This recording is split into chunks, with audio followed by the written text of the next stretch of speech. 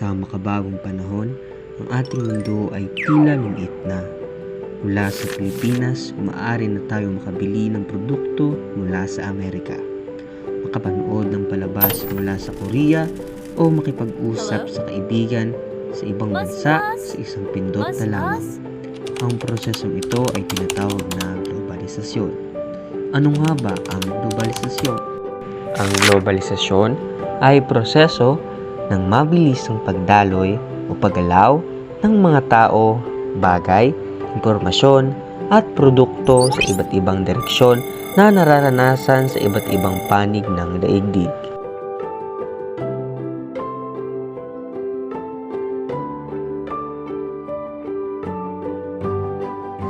Ang globalisasyon ay nagaganap sa maraming paraan. Una, sa ekonomiya.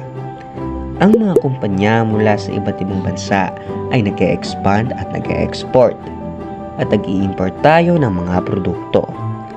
Halimbawa, mga smartphone na gawa sa iba't ibang bahagi ng mundo. Ang mga bahagi na ito ay nanggaling sa iba't ibang bansa bago ito mabuo bilang isang produkto.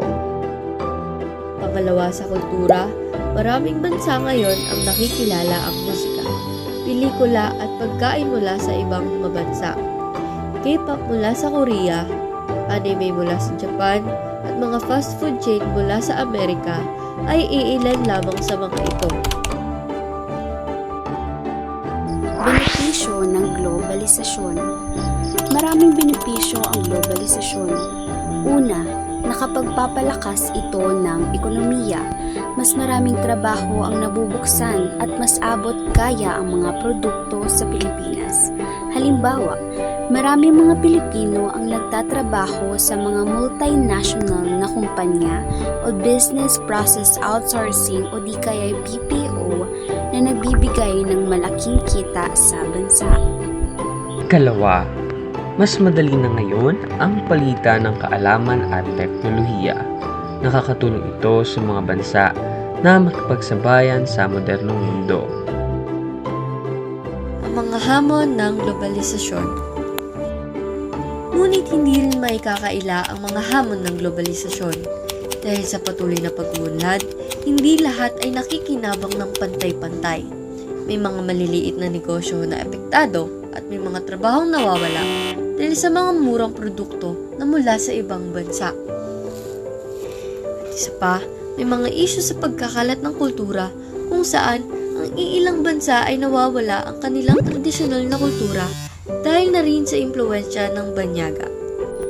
Paano tayo makakabalanse? Sa kabila ng mga benepisyo at hamon, mahalaga ang tamang pagbalanse.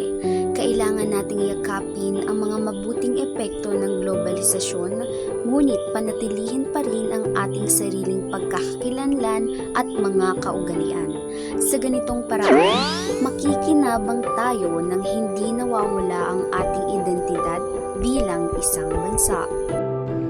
Ang globalisasyon ay lumalakas. Sa tamang gabay, positibo ang magiging epekto nito. Maraming salamat sa inyong panonood at sana ay natutunan ninyo ang kahalagahan ng globalisasyon sa ating buhay.